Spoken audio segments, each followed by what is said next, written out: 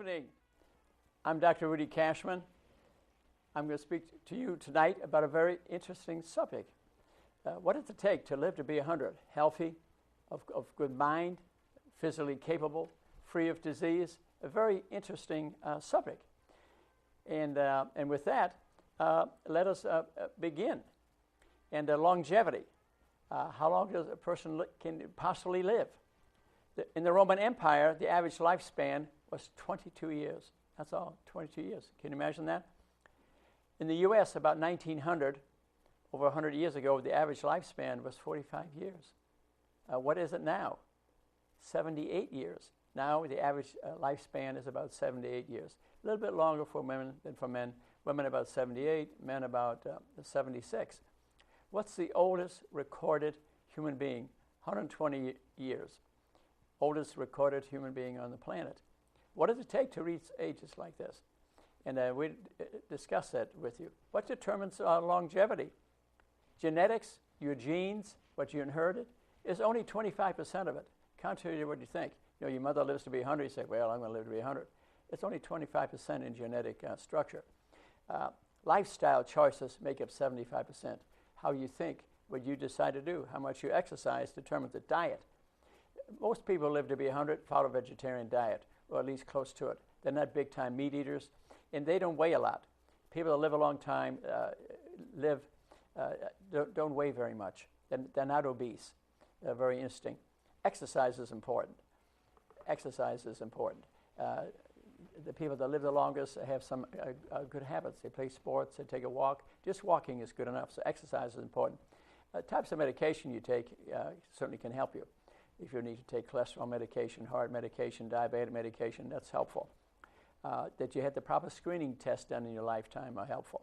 That you find out you had a blood sugar, if you're diabetic, what your triglycerides, your fats were. Important things to know even at a young age. I recommend a fat profile and a blood sugar at any age, very young age. I think very important. Even as a teenager, I recommend it, because 60% of teenagers have an elevated cholesterol. Psychological aspects. Are you a positive thinker? Are you a negative thinker? Your body is going to react to how you think. Very important. Here's a little funny one by George Burns. Death is not popular. It's not good for the complexion.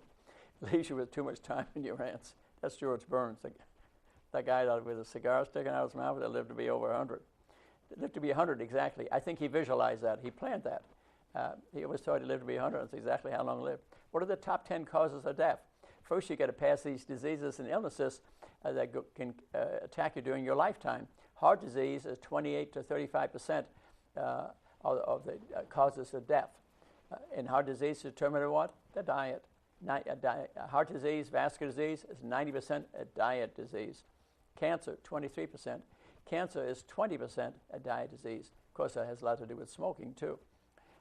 Strokes, 6% of the deaths. Again, that's vascular disease. Largely diet and blood pressure are regulated. Chronic obstructive pulmonary disease, COPD, smoking. Smoking is the big one there. Accidents is 4%. 36% of the people cause 4% of the accidents. Absent-mindedness, doing too many things at once, careless people.